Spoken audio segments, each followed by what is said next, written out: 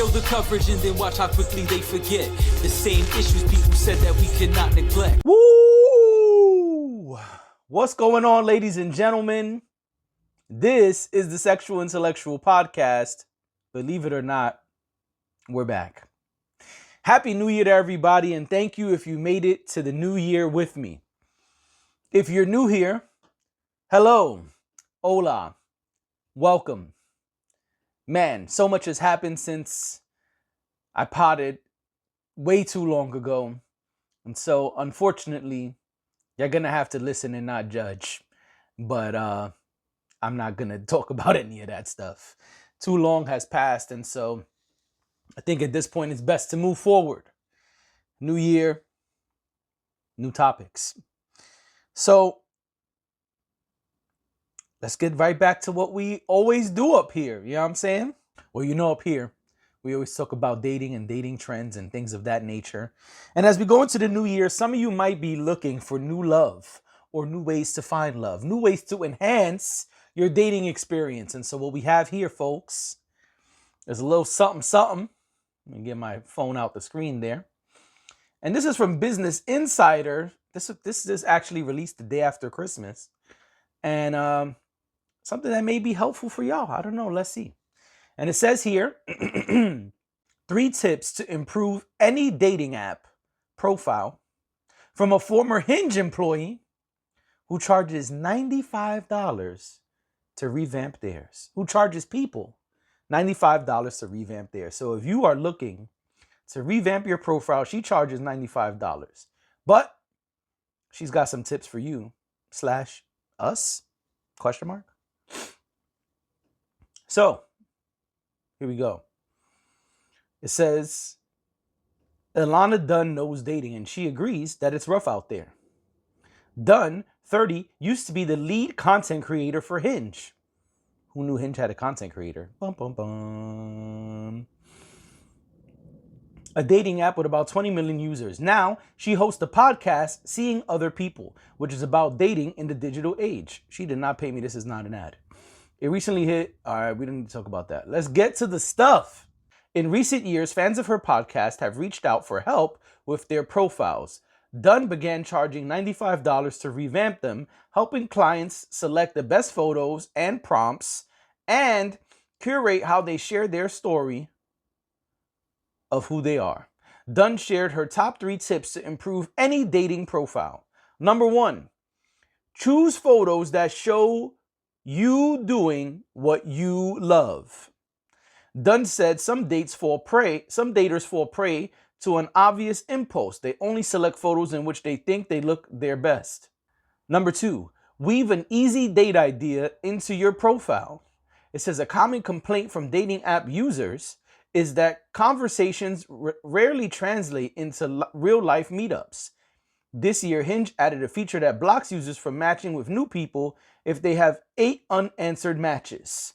To encourage real life plans, Dunn suggests planting an idea for a date somewhere in your profile, ideally related to food or drink you like.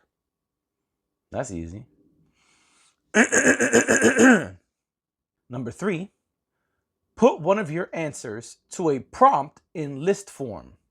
Dunn said, more is better when it comes to listing your interests on your dating app profile.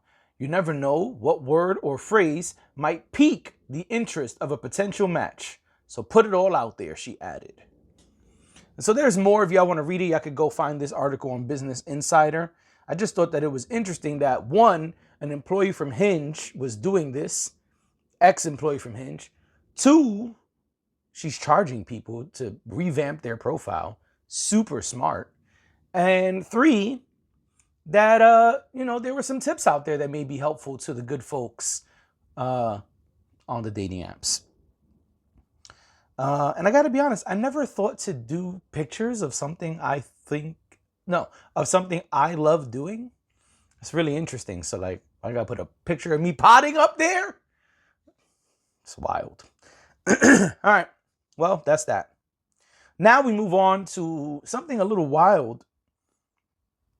At least I think so anyway. And so this is actually from November, but I thought it was too interesting to let go. So let's talk about it. This is from the New York Post. Dangerous new sex trend is sweeping college campuses. Doctors warn young men are at risk of death. Sorry. All right. It says here, honey, nearly kills me. A new sex trend is sweeping college campuses across the U.S., and healthcare professionals are sounding the alarm. Male students are consuming quote-unquote honey packets. We call them honey packs in the hood. That are marketed as sexual enhancers, but doctors warn that seemingly au natural products pose significant health risks. The honey packets, which contain, quote, natural ingredients, are said to boost sexual performance and intensity of an erection. In a recent TikTok video garnering more than 400,000 views, several male students at Arizona State University discussed the popularity of the product.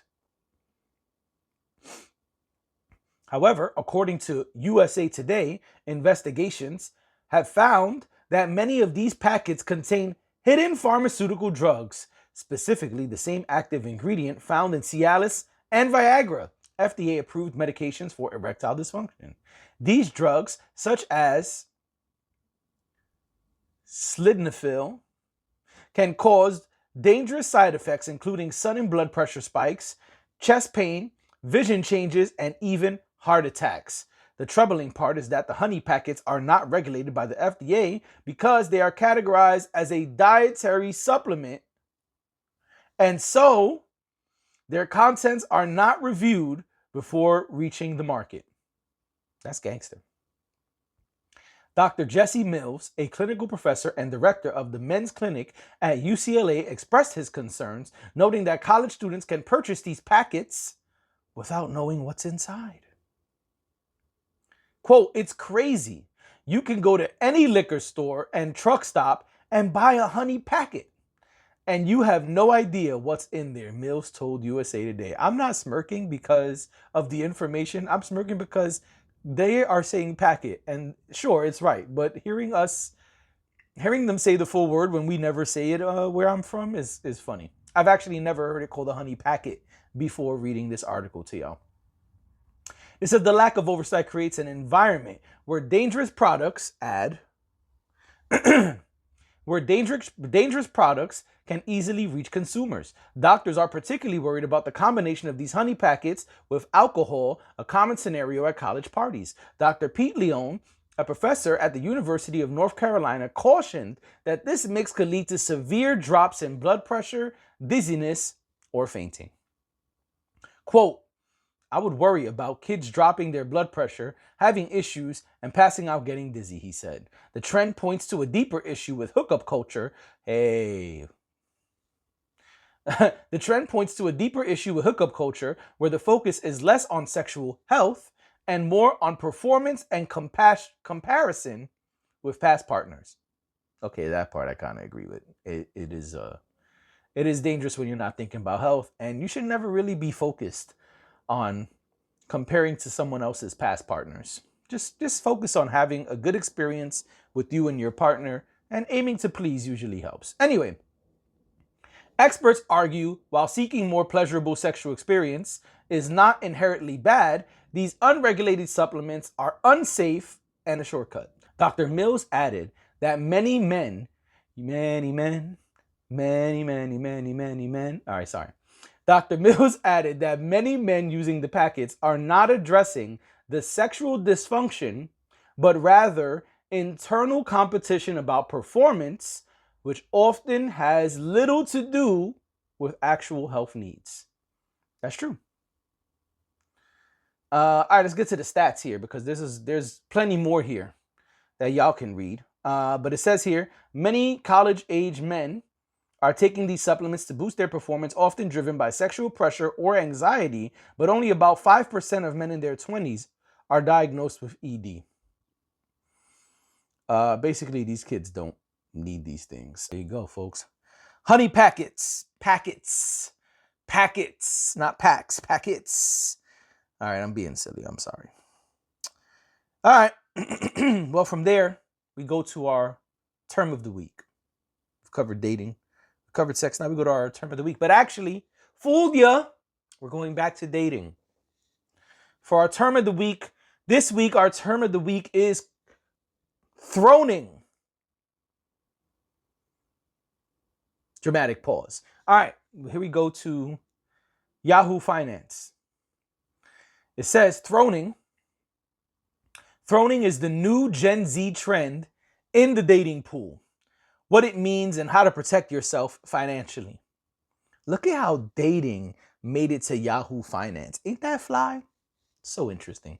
Anyway, let's face it. Dating has changed a lot over the years. Instead of meeting people through friends or chatting at parties, we now swipe left and right in pursuit of a match.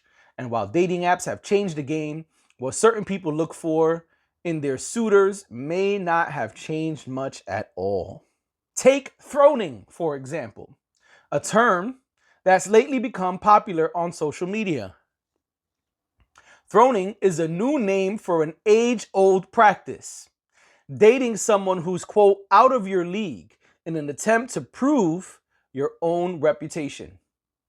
Beyonce might refer to it as leveling up, but dating up, quote unquote, as it were, has long been a prominent part of romantic life. Throning points to an everlasting human impulse to chase status through partnering, and its emergence as a mid-2020s trend word serves as a useful reminder to clarify questions of wealth and status in our own relationships. I feel like I should have said trending word, but whatever. Game of Throning. That's the next section of the article. That was good. Good job, Yahoo Finance.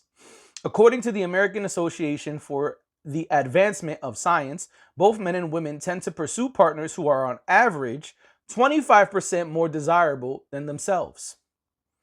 As Bruce Y. Lee, MD of Psychology Today illustrates in a recent blog post, throning begins in high school. Bum, bum, bum! Where teenagers tend to seek proximity to popularity. Eventually, those teens grow up to become adults who might continue to seek partners for other clout-chasing reasons.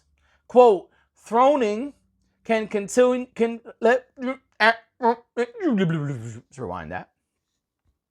Throning can continue well into adulthood, which is one of the reasons why the big persons on campus, the big professional luminaries, and the big celebrities always seem to have people interested in dating them, regardless of how they look, act, and treat other people, Lee writes. All right, I'm going to leave it there. There's plenty more article, but I just thought it was interesting that we got a new term for this. Dating up. Fucking up. Throning. They really threw Beyonce in the article, man. Beyonce be catching strays. Poor Beyonce. All right, folks.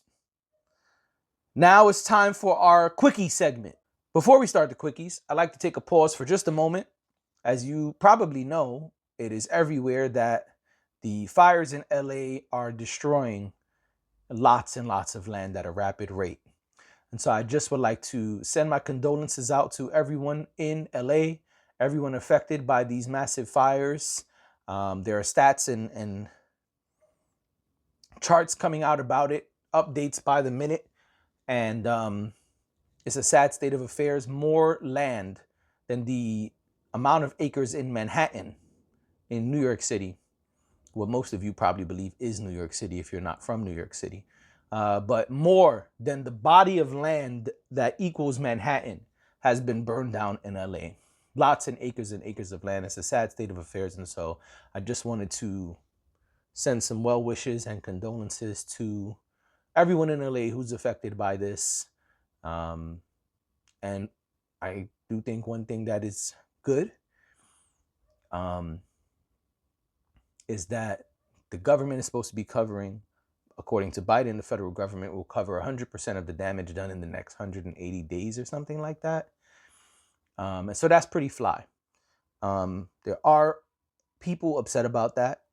in other areas of the United States because they had similar situations on possibly a smaller scale, and they feel they were not given the proper aid, and LA is. But that is a topic for another time.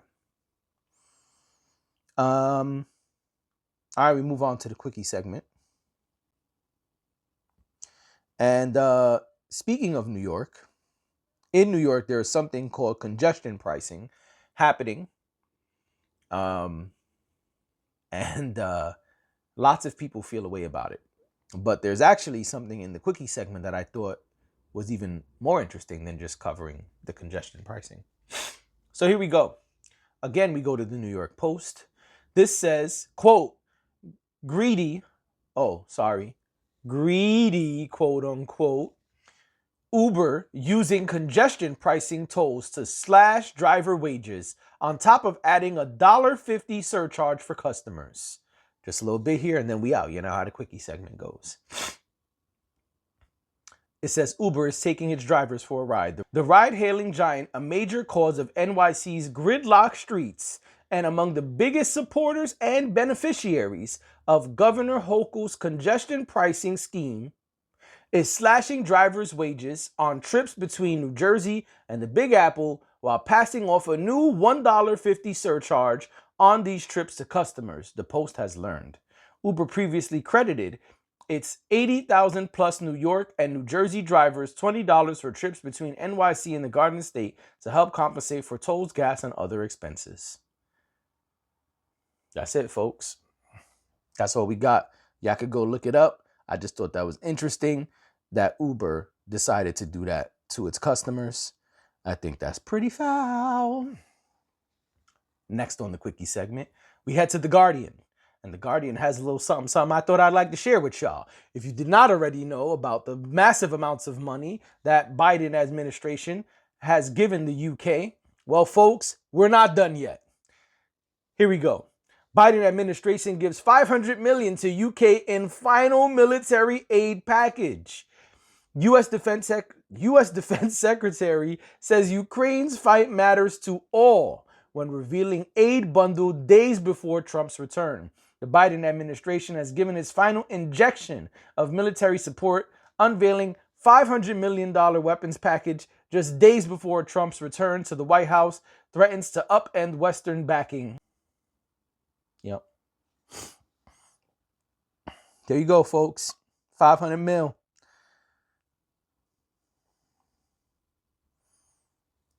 $500 million. Another one. Where's DJ Khaled? Well, for this one, we go to routers. It says here, Bumble CFO to step down amid growth challenges. Stating that people are having problems, kid. Effective March 14th, 2025, Bumble said Anu Subramanian? Nah.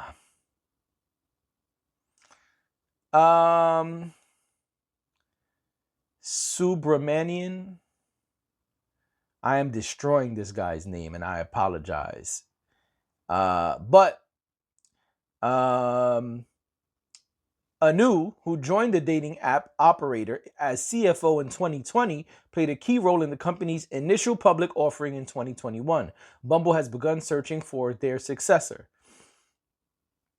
Shares of the company fell 1.7% in early morning trading the day of the announcement, and there's a lot of other leadership changes happening over at Bumble. And so, yeah, Chief Brand Officer. Bumble's going through changes, y'all. So if you have Bumble, you should be on the lookout as changes are coming. That's the quickie. And if you want more, you can go look it up. And now it's time for politics as usual. I don't even know if I still got the drop, but if I do, hit it. Politics as usual. All right, here we go. So Trump was sentenced, but not really. What exactly happened, a lot of people are a bit confused about. So let's go over to that. Here we go to AP News and says here, judge sentences Donald Trump in hush money case. They got a play-by-play. Excuse me. Now they got a play-by-play for those of you who want to read and hear the details as they came out. They got kind of a play-by-play for y'all up there. I'm going to just give you the quick notes, which I appreciate that they have in the what to know section. All right. And so it says, President-elect Donald Trump was formally sentenced Friday in his hush money case, but the judge declined to impose any punishment. The outcome cements Trump's conviction while freeing him to return to the White House, unencumbered by the threat of a jail term or a fine. And so it says here, what is an unconditional discharge? Manhattan Judge Juan M. Merchan could have sentenced the 78-year-old to up to 4 years in prison. Instead, he chose a sentence that sidestepped thorny constitutional issues by effectively ending the case, but assuring that Trump will become the first person convicted of a felony to assume the presidency. What did Trump say during the hearing? Trump said his criminal trial and conviction has, quote, been a very terrible experience, and insisted he committed no crime. For those who forgot, here's a refresher, as they have it here. A refresher on the case. The hush money case accused Trump of fudging his business reporting records, to veil a $130,000 payoff to porn actor Stormy Daniels. She was paid late in Trump's 2016 campaign not to tell the public about a sexual encounter she maintains the two had a decade earlier.